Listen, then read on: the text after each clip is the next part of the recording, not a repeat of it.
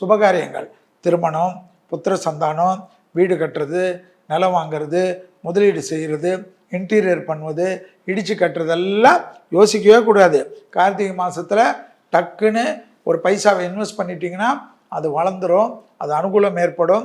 கண்டிப்பாக இல்லைன்னா தள்ளி தள்ளி போயிடும், அப்புறமா நடக்கவே நடக்காது.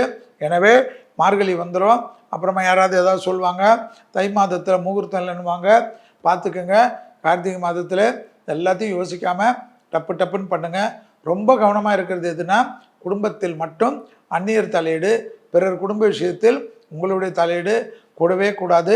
ஆண்களாக இருந்தால் பயணங்கள் சமயத்தில் பெண்கள் விஷயத்திலும், பெண்களாக இருந்தால் ஆண்கள் விஷயத்திலும், அலுவலகத்திலும், வெளியிடத்திலும், பொது இடத்திலும், எல்லா இடத்திலும் இந்த ஒரு விதிமுறையை மட்டும் பின்பற்றுவது மகரத்துக்கு ரொம்ப ரொம்ப முக்கியம் என்பதை ஞாபகத்தில் வைத்துக் கொள்ளுங்கள். மகர ராசிக்காரர்களுக்கு ப்ரமோஷன் தடை நீங்கும், தலைநகரத்துக்கு அடிக்கடிக்கு செல்லக்கூடிய பிராப்தம் ஏற்படும், பெரிய மனிதர்களை சந்திக்கக்கூடிய பிராப்தம் ஏற்படும், நீதிபதிகளாக வேண்டும், அரசு அதிகாரிகளாக வேண்டும், அரசு துறையில் வேலைகளுக்கு அப்ளை செய்துட்டு வெயிட் பண்ணியிருப்பவர்களுக்கெல்லாம் நல்ல ரிசல்ட் கிடைப்பது ஆச்சரியமான அமைப்பு. தடைப்பட்டிருந்த கல்வி தடைகள் நீங்கும்.